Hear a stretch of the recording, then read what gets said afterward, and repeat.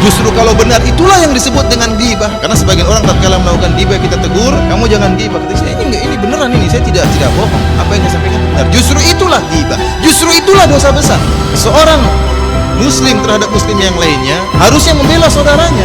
Man radda an irdi akhihi raddallahu an wajhin nar. Barang siapa yang membela harkat martabat saudaranya, maka Allah akan mencegah wajahnya dari neraka jahanam. Tahukah kalian apa itu ghibah? Maka para sahabat menjawab, Allahu wa rasuluhu a'lam. Allah dan Rasul yang lebih mengetahui. Maka Nabi SAW mengatakan, dzikruka akhaka bima yakrah, yaitu engkau menyebutkan sesuatu yang dibenci oleh saudaramu jika dia mengetahuinya. Jadi engkau menyebutkan kejelekan saudaramu dalam keadaan dia tidak hadir. Kalau sampai kepada dia berita tersebut, maka dia tidak suka. Salah seorang sahabat bertanya, ya Rasulullah, in kana fi akhi ma aqul, kalau seandainya apa yang saya ucapkan itu benar ya Rasulullah tentang kejelekan saudara saya, kata Nabi SAW, in kana fi akhika ma taqul faqad iktabtahu. Kalau apa yang kau sampaikan tentang saudaramu ternyata benar, maka kau telah menggibahnya. Kalau tidak, faqad bahattahu.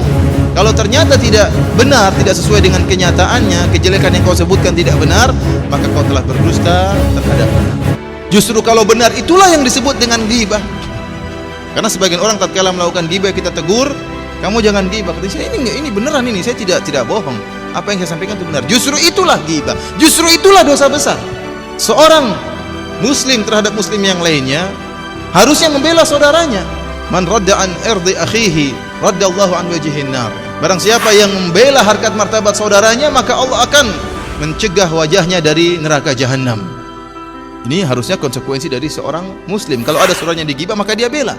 Ingatkan kepada yang menggibah tadi, akhi ini sama muslim, dia memiliki kebaikan, kesalahan manusia biasa bersalah. Jangan kau umbar kesalahannya.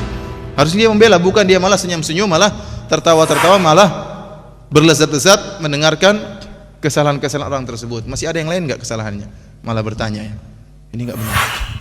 Oleh karenanya, segala perkara yang dibenci oleh saudara kita, jika kita sebutkan maka itu termasuk ghibah. Perkara apa saja, baik perkara dunia maupun perkara akhirat. Seorang tatkala direndahkan harkat martabatnya karena digibahi oleh seorang, maka dia akan sangat sakit hatinya. Lebih baik dia dipukul badannya daripada dia dijatuhkan harkat martabatnya. Terlebih-lebih lagi kalau dia digibahi kemudian disebarkan, ini perkara yang sangat menyakitkan. Oleh karena seorang penyair mengatakan, jarahatu as-sinani lahal ti'amu wa la yal'amu ma jaraha al-lisan. Luka yang disebabkan sayatan pedang masih bisa disembuhkan, tetapi luka yang disebabkan sayatan lisan ini sulit untuk disembuhkan. Lebih baik dia dipukul, lebih baik hartanya diambil, itu ringan daripada harkat dan martabatnya dijatuhkan di hadapan umum. Ini menyakitkan hati. Ini yang disebut dengan ghibah, ya, yang sering kita terjerumus dalam perkara-perkara ini. Aisyah radhiyallahu taala anha pernah menceritakan tentang ghibah yang pernah dia lakukan. Dia menyesali perbuatan tersebut. Dia mengatakan, Aisyah tatkala itu cemburu kepada Sofiyah, maka Aisyah radhiyallahu taala mengatakan, innaha qasira, wahai Rasulullah, Sofiyah itu pendek. Rasulullah SAW pun marah karena ini berkaitan dengan harkat martabat orang lain. Aisyah radhiyallahu taala pernah keceplosan, namanya masih kecil dan masih sangat muda belia, dan dia yang menceritakan sendiri tentang kesalahan dia sebagai pelajaran buat kita. Maka Rasulullah SAW mengatakan, laqad qulti kalimatan law muzijat bima'il bahr lamazajathu. Sungguh wahai Aisyah, engkau telah mengucapkan suatu kalimat yang sangat buruk. Kalau dicampurkan dengan air laut akan merubah air laut tersebut. Ini menunjukkan akan bahayanya ghibah, menjatuhkan harkat dan martabat orang lain. Seorang yang berghibah, ya, secara tidak langsung dia mentransfer kebaikannya kepada orang lain. Antum, apakah rela antum mentransfer kebaikan antum kepada orang lain?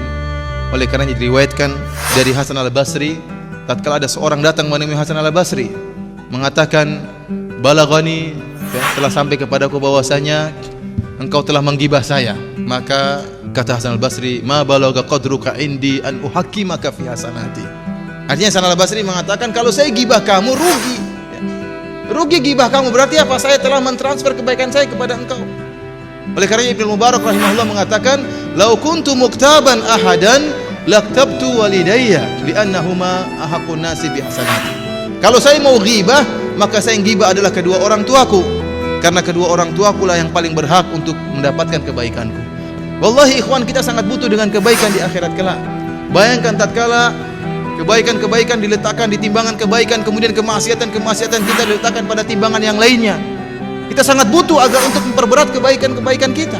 Kalau seandainya beda tipis saja, ternyata timbangan keburukan kita lebih berat, maka ini bermasalah, mengakibatkan kita terancam dengan neraka jahanam.